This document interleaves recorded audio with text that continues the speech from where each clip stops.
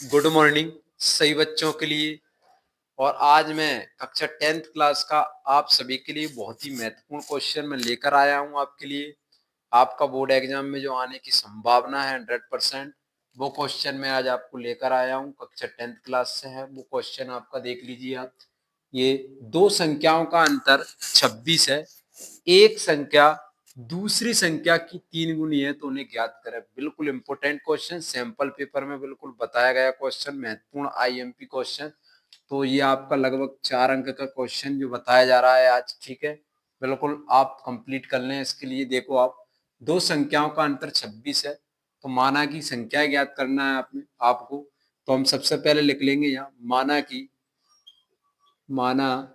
की संख्याएं, ठीक है। माना की संख्याएं x और y, तो हमने दो संख्या मान ली। कौन कौन सी हो गई आपकी? पहली संख्या x है और दूसरी संख्या हमारी y है, ठीक है।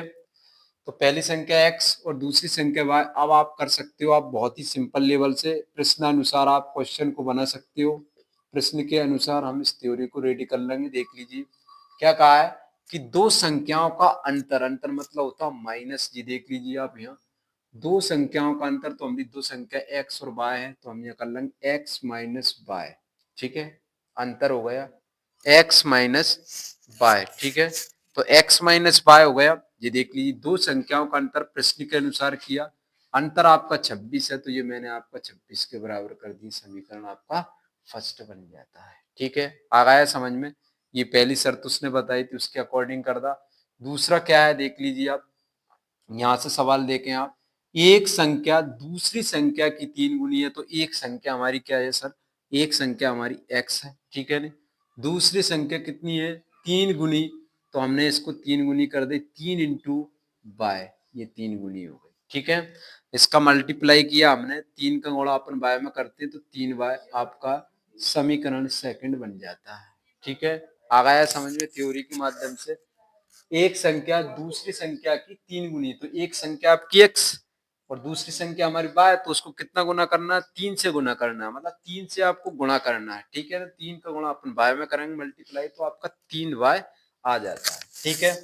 आ गया इतना समझ में? तो आपका समीकरण फर्स्ट और समीकरण सेकंड आपका रेडी हो जाता है, ठीक है। तो अब हम करेंगे समीकरण, देख लीजिए आप। समीकरण फर्स्ट में, समीकरण फर्स्ट में x का मान रखने पर, किसका मान?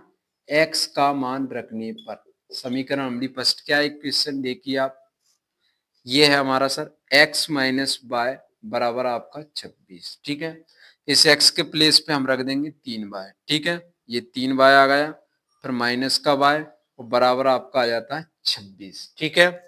अब देखो दोनों संख्या समान है, ये प्लस की है और ये माइनस की है। 3 में से आपका एक y जाएगी तो आपकी 2y बचेंगी, बराबर आपका 26 आ जाता है, ठीक है। और हमने अब y का मान निकालेंगे तो y बराबर आपका 26/2 हो जाएगा। आपको काटेंगे 2 एकम 2 और 2 तीन 6, ठीक है। और आपका y का मान हो जाता है 13। ये आपका एक मान आपका आ जाता है, ठीक है। एक मान आपका आ जाता है, ठीक है। अब देखें आप, यहाँ से आप देख सकते हो अपना एक मान क्लियर हो गया। अब y का मान आप समीकरण सेकंड में रखने पर इस तरीके से आप लिख सकते हो, y का मान समीकरण सेकंड में रखने पर,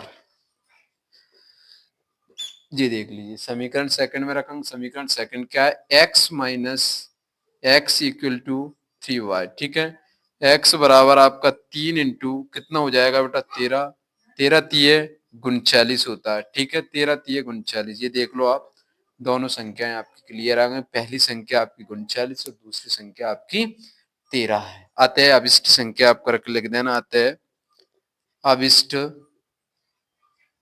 अभिष्ट संख्याएं, ठीक है। अभिष्ट संख्याएं आपकी क्या आ जाएंगी?